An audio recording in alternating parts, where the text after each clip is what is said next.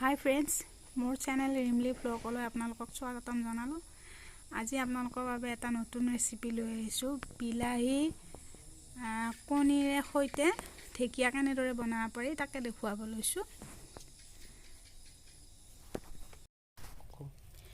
মই বাৰীৰ পিছফালে আহিলোঁ ঢেকীয়া ল'বৰ কাৰণে। ঢেকীয়া আচলতে চব মানুহে কয়, মানে অকল বহাগতহে খাব পাৰে। আচলতে সেইটো কথা নহয়, ঢেকীয়া চব সময়তে খাব পাৰে, কাৰণ ঢেকীয়াত বহুত কেলছিয়াম আছে। তো মই আজি ঢেকীয়া এটা বেলেগ ধৰণত বনাই আপোনালোকক দেখুৱাম। আপোনালোকে চাব। ইয়াত বহুত ৰ'দ দি আছে, মানে বহুত ৰ'দত হ'লেও আহিছোঁ আপোনালোকৰ কাৰণে বনাম বুলি। আজি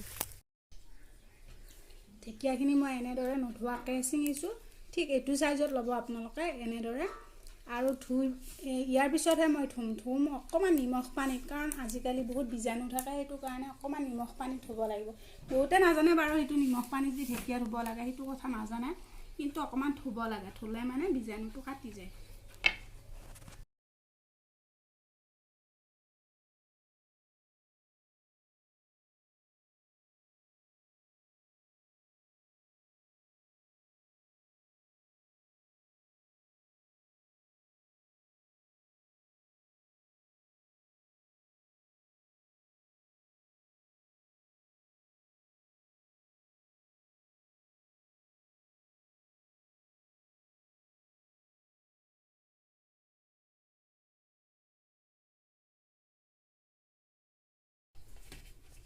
এতিয়া চিঙা হৈ গ'ল, তাৰপিছত এতিয়া মই ধুম।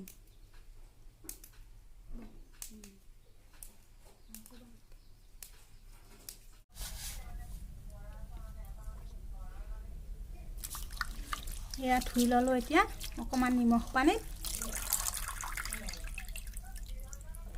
পানীটো বনোৱাৰ সময়লৈকে নোহোৱা হ'ব। পানী থাকিলে এইটো বস্তুটো মানে ভাল নহ'ব। একদম শুকান হ'ব লাগিব, অলপ দেৰি ৰাখিব লাগিব।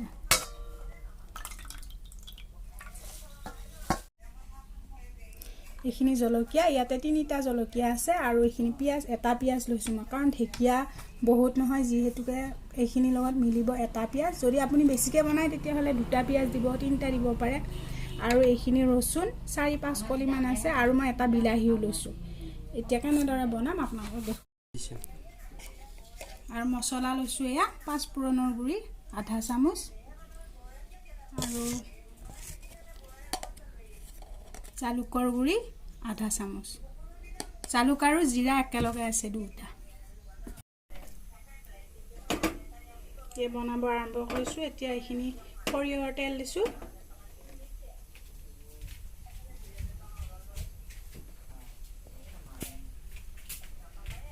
তেলখিনি ভালকৈ গৰম হ'ব দিব।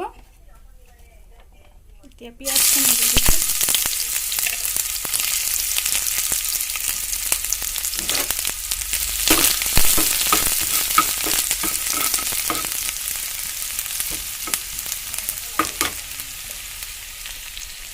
ৰচুনখিনিও দি দিছোঁ একেলগে।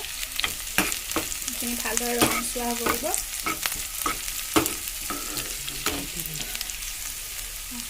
ৰচুনখিনি কুটি লৈছোঁ মই, সৰু সৰুকৈ ডাইচ কৰি।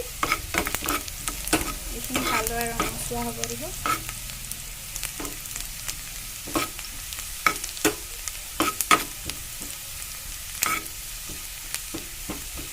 জলকীয়াখিনিও দি দিছোঁ লগতে।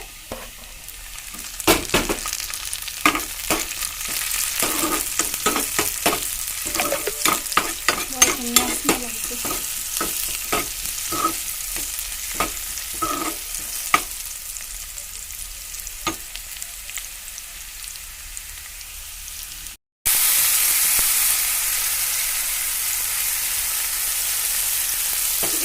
এইখিনি হৈ গৈছে। এতিয়া ঢেকীয়াখিনি দিব পৰা হৈছে।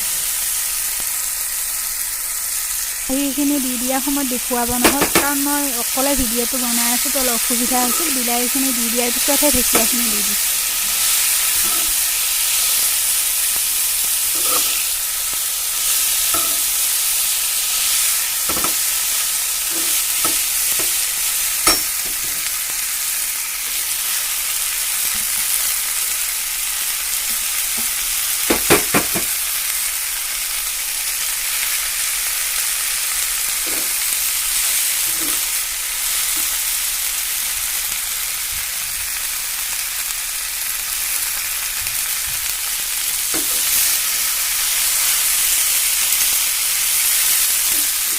পেনখন অকণমান সৰু হৈছে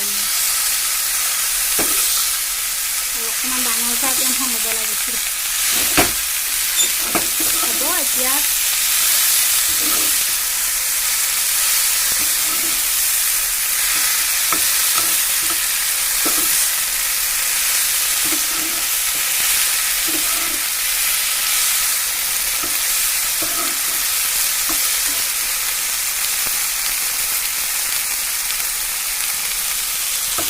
কমাই যাব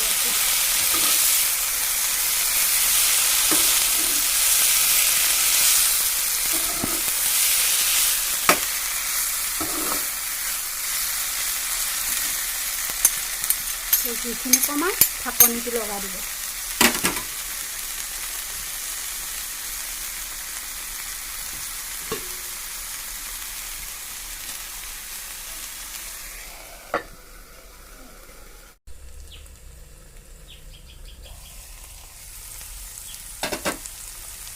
শুকাব ধৰিছে এতিয়া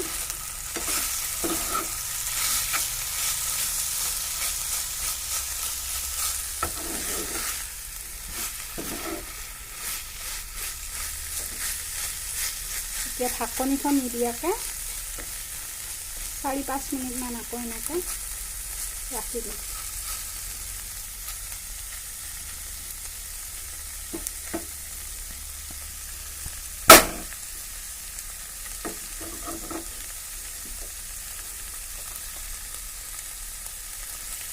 লৈছোঁ কাৰণ ঢেকীয়া বহুত কম সেইটো কাৰণে এটা কণী হ'লে হৈ যাব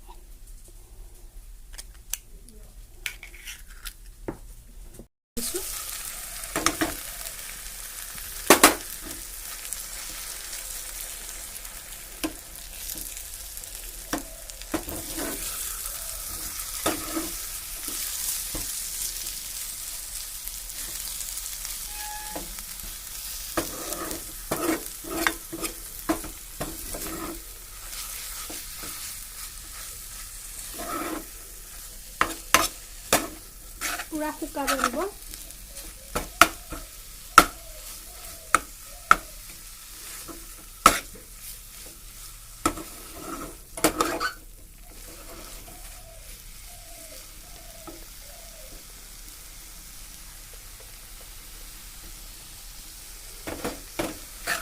আৰু 3 মিনিটমান সময় লাগিব তাৰপিছত ভালদৰে শুকাব আৰম্ভ হৈছে এতিয়া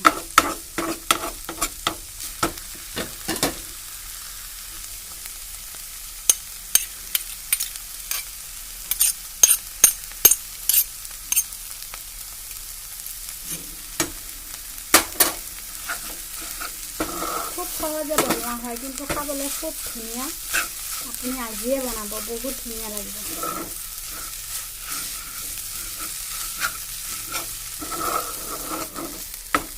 কণী বিলাহী ঢেকীয়া ভাজি হৈ গ'ল এতিয়া